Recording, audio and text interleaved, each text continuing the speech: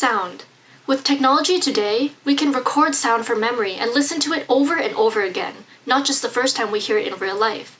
But how do these systems work? Say you're singing in the shower and decide you want to record yourself for future inspiration.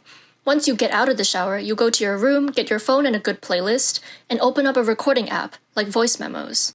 Let's look at a schematic. At a basic level, the system has to first take in your voice as input.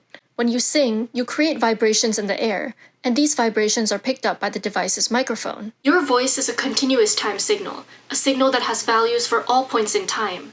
However, the process of recording your voice stores it as a discrete time signal by taking specific values at certain intervals of time.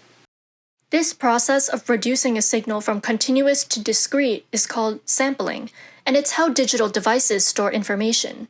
When you want to play back the recording, the system has to reconstruct the sound signal from samples through interpolation, which fits the signal to these values.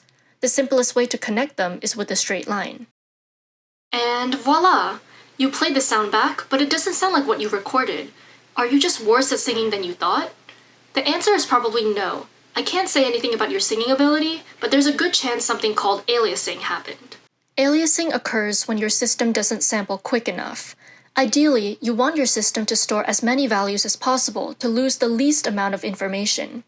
By sampling very often in time or at a very high frequency, you can construct the signal pretty accurately. But when you sample at too low a frequency, you might run into trouble.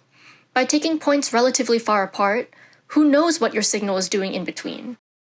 It's kind of like the optical illusions when you're looking at a wheel turning really fast, that it almost looks like it's going backwards. That's because the rate your brain is sampling this information is not quick enough to get an accurate representation of what's happening. Every time your eyes take a picture, you just happen to catch the wheel at certain points that, over time, it looks like the wheel is rotating backwards, when in reality it's not. This is a visual analogy for aliasing. The output you observe contains lost or distorted information. You might think, okay, so why don't we just sample everything at really high frequencies? This is good, but it uses a lot of processing power and is expensive. That's where the sampling theorem comes in.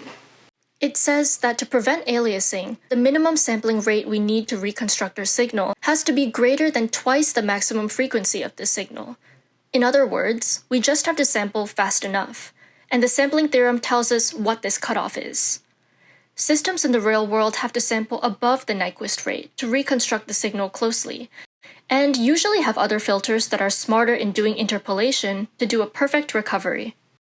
So the next time you listen back to yourself singing, be sure to thank signal processing for that.